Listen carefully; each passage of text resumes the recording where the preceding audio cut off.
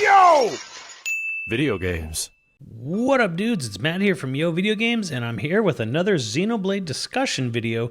Although you probably would be thinking, hey, all that art book stuff just came out. It clearly must be about all the new info there. Actually, this is not. This has been brewing in my head for a while. I'll get to that stuff. In fact, keep an eye on the Yo Video Games podcast. With the art book out and most of the questions answered, I will be covering the greater context of the Xenoblade lore there. So the full deep dive of Xenoblade lore start to finish is coming. This video, however, is something completely different and something that I really wanted to talk about. And I really got inspired by the fact that I didn't see anyone else talking about this at all. Like, there have been plenty of discussion videos on Future Redeemed all over the internet, of course, but everyone is hyper fixated on the radio, and is this connected to Xenosaga? It's not.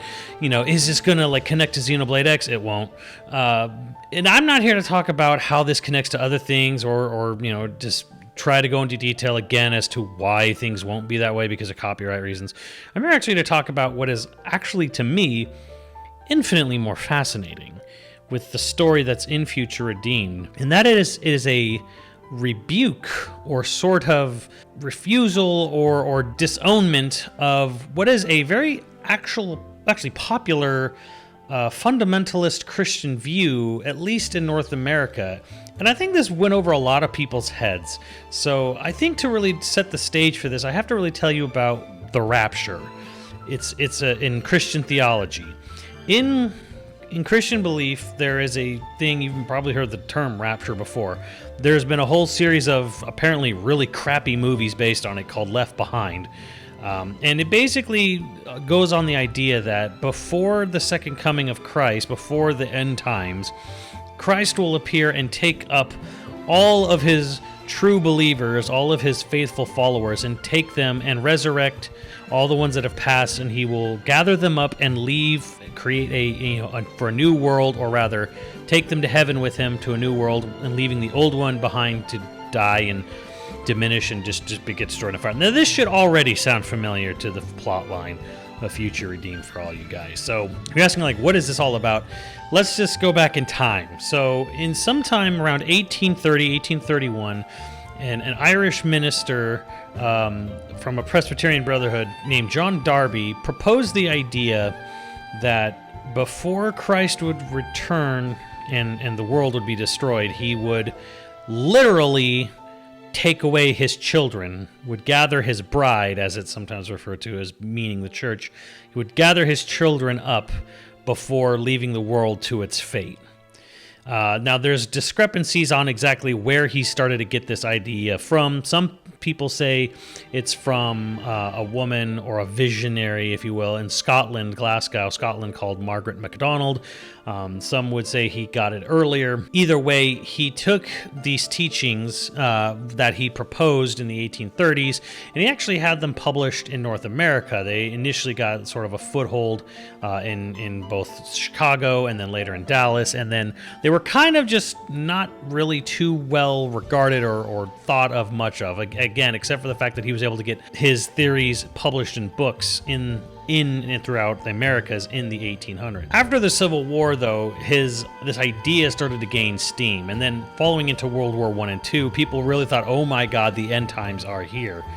The world's clearly going to hell and back. Really around 1920, things started to really pick up, and a big part of this was because of the Schofield Bible, which was a version of the Bible published first in the early 1900s, then later 1917, where you would read the Bible and there'd be all these annotations, all these little footnotes were put inside the biblical text, basically saying oh, this is referencing the rapture here in the book of Revelation. So if you're not really familiar with Christian ideology at all in this video, I'm sorry. What the Bible is for most people who are avowed Christians is there's an Old Testament, which is based on the Torah, which is the scriptures and that you see in the Dead Sea Scrolls. It is the basis of Judaism. And then there's a thing called the New Testament, which is primarily based on the first-hand accounts of four of the apostles of God, which is Matthew, Mark, Luke, and John. However, there are later books in the New Testament which were primarily written by Paul, who was writing letters to basically what would be believers around Europe and mid-Asia areas, Corinthians and Romans and what have you. And anyways, the last book of the Bible, of the canonized Bible that most fundamentalist Christians and even Catholics and Orthodox follow, is the book of Revelations. This one you've probably heard of because this is all the wild and crazy stuff. This is supposed to be a book about a man who had visions of the end of the world, the Antichrist rising up, taking over, all this stuff. How does this all relate to Xenoblade? Well, if you've ever been following any Xeno game, they're always, neck deep in Christian ideology and Gnosticism, all kinds of other philosophy too. But yeah, heavy emphasis on the sort of Gnostic and Christian and teachings and theology within those games. And how does it all relate to Future Redeemed? Well, again, if you've heard me talking right now, you probably already kind of figured out that the idea that, okay, God was going to come back, take his chosen children up with him and take them to a new world, that's basically the plot of Future Redeemed.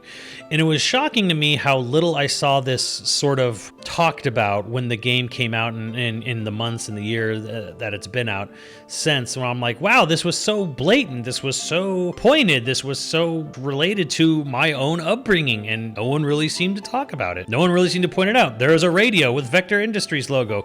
There's a Xenosaga connection. We must talk about this. I'm like, okay. Well, I guess the greater theological message of the game is just lost to the masses because, oh my god, that logo from Xenosaga is there. Okay, I'm getting a little ahead of myself here. Bringing it all back, as someone who grew up in a fairly religious household, there is a huge portion of Protestant Christians, who believe in the idea of the rapture, of being... You're just going to magically disappear one day. You'll be summoned to heaven by God. Now, this is not something that is shared amongst all Christians at all. Catholicism does not believe this interpretation of it. Orthodox Christians do not believe this interpretation. And not all Protestant denominations believe all this interpretation of it. This is a very more fundamentalist view, whereas when you read the Bible, you are to literally take into account everything it says. Everything is literal. There's no metaphor. And I would say in my very religious upbringing, this was a constant thing. Now, I know for a lot of people, and they might have gone to church and say, I went to church, but I don't remember anything. I'm with you there, buddy. My eyes glazed in the back of my head, more times than I can count on Sundays growing up. But this was definitely something that was heavily pounded into the heads of every fundamentalist church-going Protestant Christian, especially in the 90s. And that was the idea that we are living in the end times. And one of the big factors of this was that Israel was now a nation, and there are all these steps are being taken, like you get a credit card, you might possibly be receiving, the number. Pretty soon the Antichrist will show up. So this was like a constant thing everyone believed. In fact, there's even been stuff within the last 10 to 20 years where people thought they had the exact day down to a science. So people sold their homes and everything and thinking that they were going to wake up on one day and just magically be in heaven without having to go through the rest of their life or dying or anything like that. Like, they just thought that was going to happen. It's a sad thing because obviously it didn't happen. And it's sad that like some people fallen so far into a literal reading of a Bible scripture to think, and then someone else says, I know the exact time and day. That's kind of harsh, but that's actually also important to what happens in Future Redeemed. In Future Redeemed, we see the main character, Matthew, who is searching for his sister, Niall, which, by the way, both Matthew and Niall, the names mean gift from God. Both of them. Matthew is a Hebrew name, and Niall is a French name. They both literally mean gift from God. Anyways, throughout the course of the game, we see that Niall's become disillusioned with the state of the world, with the Agnes and Kevis soldiers always constantly fighting. They are grandsons of the founders of the city. They're trying to eke out a living in peace and solitude away from things. However, the children that Niall was helping to raise and teach are mercilessly slaughtered by a group of Kevesi soldiers, and she basically becomes completely disillusioned to the state of the world. And she has a great line in the game, regardless, whether it's Agnes Kevesi, Mobius or not, people will always kill people. And it's a really true, harsh statement. People are just awful things. Niall disappears after a sort of falling out with her and her brother, and Matthew wants to find her. What he doesn't know is that Niall has come in contact with Alvis, or Uisa, or Ontos, depending on your... It's Ontos in English, it's Uisa, supposed to be Uisa. They're both Greek words. Anyways, we know Alvis is one part of the core of the Trinity processor, and if you're a Christian, you know the Holy Trinity is also a thing. The Father, the Son, the Holy Ghost, and all that. Alvis is one of the Trinity processor, and he promises Niall to come with him, and he will take her to a new world. And we literally see this happening where she has the people, she comes to the city to gather up all the children of the city to go with her and Alvis to a new world and leave the old world behind. This is direct one-on-one metaphor reference to the idea of the rapture and this fundamentalist Christian viewpoint. You know, as we see go on, Matthew finally reaches her, and he has a really like stark, harsh conversation, which really hit me hard. And it wasn't because of the damn radio or Dmitry Yuria being name dropped, but it was how amazingly on point the message of this game really is. And I'm almost saddened that it gets so lost by people's obsession with lore connections to other video games. She talks about, you know, the man with the kind eyes promised me that we would go there. In fact, we see she's living in this dream reality, playing the piano, handing out cookies to all these kids who we saw were killed earlier in the game and through flashbacks. And in her mind, she's taken up, the teachings. She's listened to the whisperings of Alvis, who's promised her and the kids of the city, and she wants to even bring Matthew in as well. She wants to bring her brother along with her. She wants him to be involved in this. And why the kids of the city? Because in the game, the children of the city are not born of origin. They're not of Ionios. They're not time-worn. They're not of the old world. And that's kind of like getting a little bit into the game lore, but it kind of like functions in the same idea here, that the children of God are pure and blessed, and they are not of this world. There's a whole logo you might see on the back of cars or pickup trucks in America that says NOTW, which means not of this world, which means people have the belief that they're not from this world, and then God's going to come and take them to another world eventually. It's so on point. I can't believe nobody talked about this. Matthew finally starts getting through to his sister Niall, and he does it in a brilliant way where he basically says straight up, it's obviously a scam. More to the point, what really hits home on this even harder is the fact that he says, if you go off on the idea that you're better people, you're the chosen children, you're going to go create a world leaving behind everyone else here, including all of these other child soldiers. What crimes, they were born into the world. They weren't given a single choice. These are all lines in the game. And he says, if you build a world on that foundation, that you're above them, you're better than them, and they deserve to die, it'll end only one way, exactly like this. And that's the world you want. And that, to me, is the most incredible part of Future Redeemed storytelling, is that there's a clear message here that if you start to believe you are a chosen people, you are children of God, you're holy, you're blessed, and everyone else deserves to be destroyed in the fires of hell, you're no better than them. You're no better than the system that is Mobius, that perpetuates this endless cycle of killing in order to live. And you're no better than them if you think your life is above other life.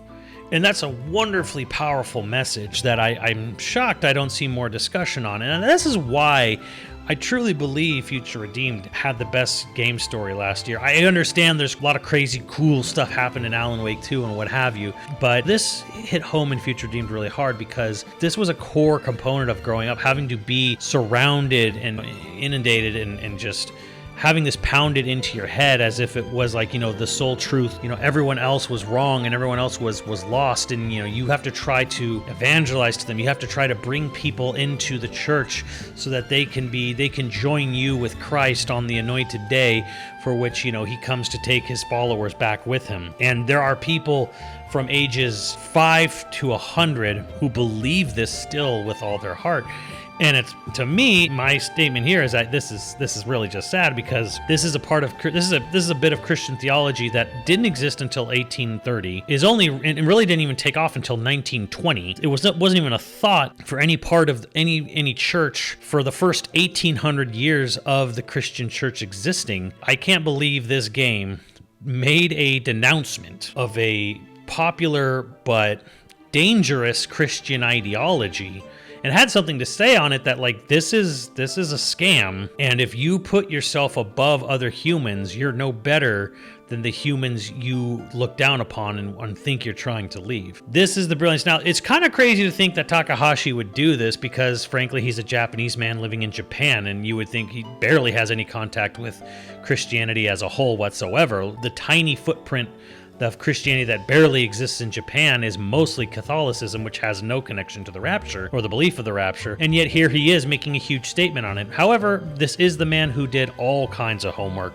for Xenogears and Xenosaga and looked into Gnostic texts, Apocrypha stuff, the actual Bible. And again, the Bible is actually different between the Catholic Bible and the Protestant Bible. The Protestant Bible exercised a few books there, and then and again, if you go into Xenosaga, it goes way into this with like the Gospel of Mary Magdalene and all that stuff. I guess I'm really not surprised that Takahashi would actually make a statement that's pointed directly at a huge religious theological movement that's even ongoing right now, because he's clearly been fascinated with everything relating to the Abrahamic religions for his entire working career, as it were. But either way, I just wanted to point this out. I wanted this discussion to just sort of bring into something that, like, to me was very obvious and very clear and very impactful and moving, and something that sadly just kind of doesn't seem to get talked about at all amongst any Xeno circles, because again, we have a radio and we have Dmitry Yuriev and Namco.